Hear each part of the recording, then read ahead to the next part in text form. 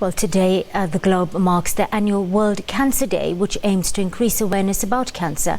Now, with the theme, We Can, I Can, it encourages us to engage in specific actions to fight the disease. But despite promising advances in cancer treatment, mortality due to the disease still remains very high. It did kill 8.2 million people globally in 2012, and with over 14 million newly diagnosed cases, cancer is the leading cause of death worldwide. Well, Professor Michael Herbst is the head of health at the Cancer Association of South Africa. He joins us now on the News Today desk. Good afternoon, Prof. Always a pleasure to have you on the SABC News desk. Good afternoon to you and all the viewers. Prof, it is the 10th anniversary of this global campaign. 10 years on, where are we in the fight against cancer in South Africa? Where have we sharpened up, and where are some of the gaps or shortfalls right now?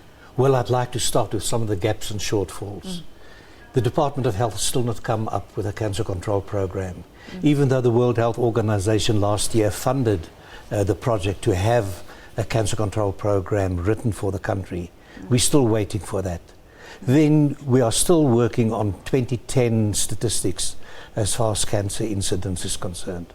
It's difficult to plan and to really look ahead and implement if we're not sure exactly what the current situation is. All right. What are some of the factors that one should take into account when it comes to an effective cancer control program?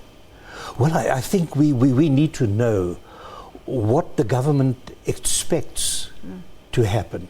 They are the people who have all the facts. They supply information to the World Health Organization, to Globocan and people like that.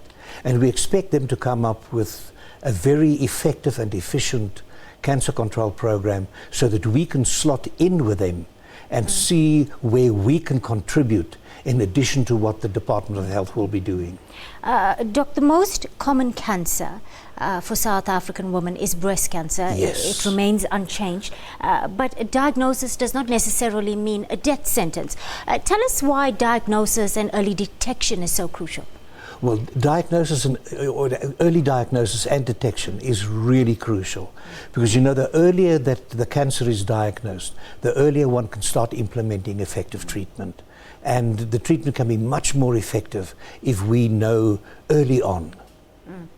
We're just getting some pictures coming through now, that pink mobile clinic of yours. It's got to be a priority that more of our women get access to life-saving preventative treatment, gene testing, but this is a very expensive operation, not easily accessible for the majority of our women, especially those in rural areas, and that's where these mobile clinics come into play, don't they?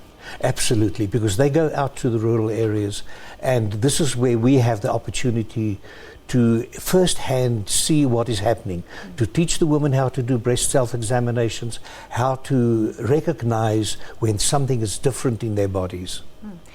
Still, I want to speak about this. There seems to be generally a lower awareness levels in older rural women who might still turn to a traditional leader when it comes to finding lumps in one breast or cervical bleeding for that matter.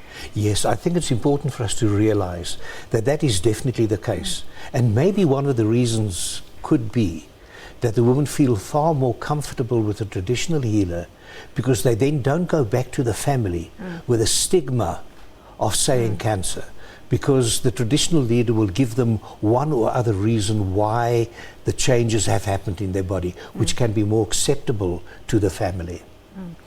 Let's talk about cancer research. It's arguably well funded in the country, well compared to many other diseases, that is. But the question has always been, how much does society actually benefit from this? I think society benefits a whole lot out of it. I can tell you the Cancer Association of South Africa spends in excess of 12 million rand a year on research.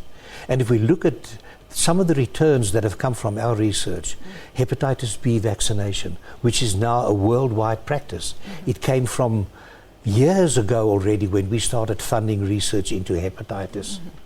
So there are definitely benefits for us from this. All right, we opened up the year and we had some very high-profile cancer-related deaths. David Bowie with liver cancer, and then it was Alan Rickman, the British actor, from pancreatic cancer.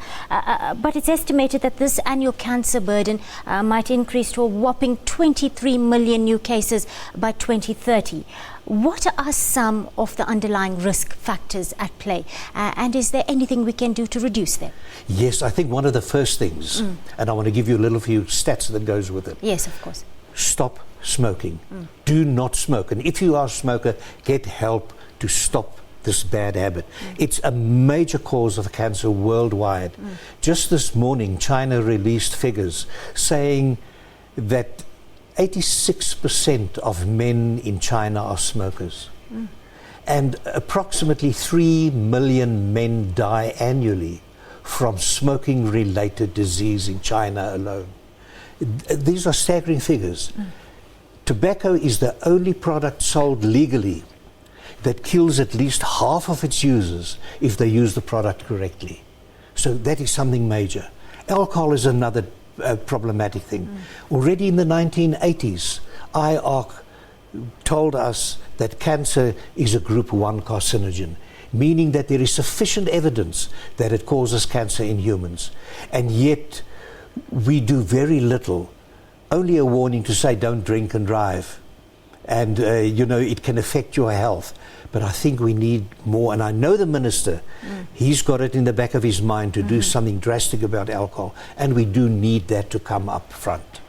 Yes, thank you. That was good advice from Professor Michael Herbst. He's the head of health at the Cancer Association of South Africa.